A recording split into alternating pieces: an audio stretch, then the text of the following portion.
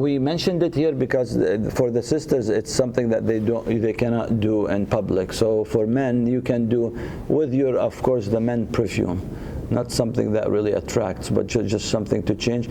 And in general, by the creation of Allah subhanahu wa ta'ala, men sweat way worse than women. So that just to keep their inshallah ta'ala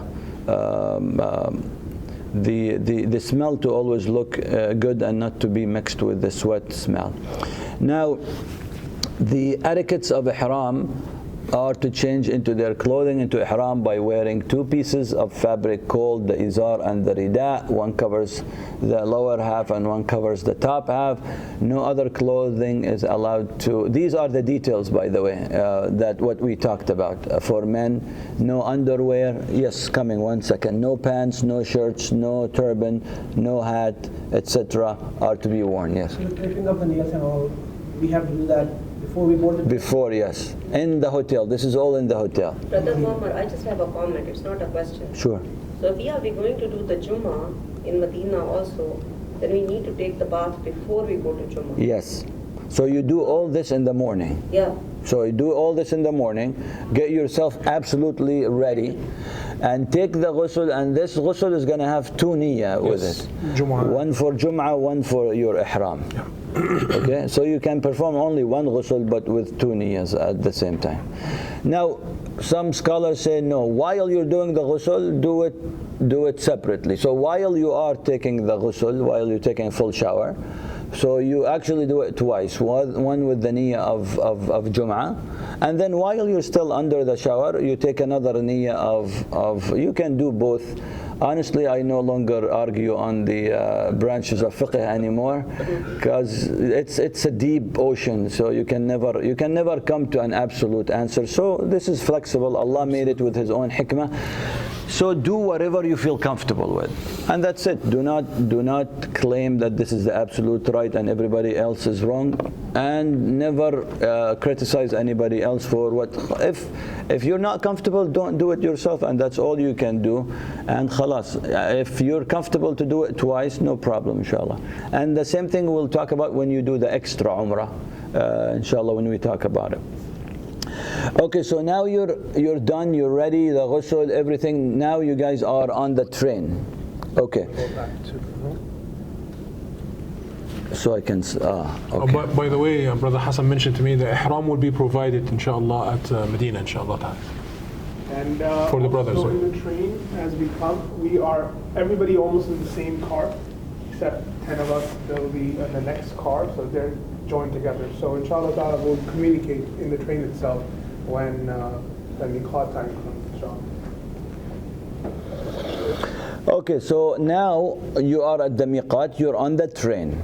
Okay, now you're about to say the niyyah, which is labbaik Allahumma umrah.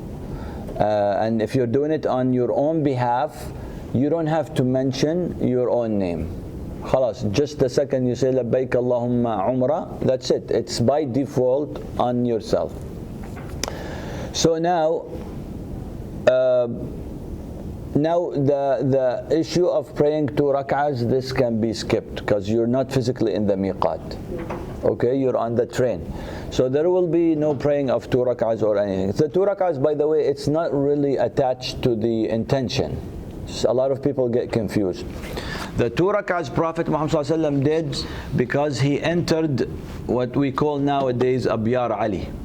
Right? He entered actually a masjid, and from the sunnah is to pray 2 rak'ah when you enter any masjid. So he prayed to welcome the masjid and to give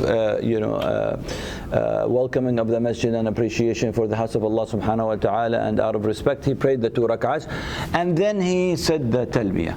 So it became part of the ihram, but it's not really religiously part of the ihram.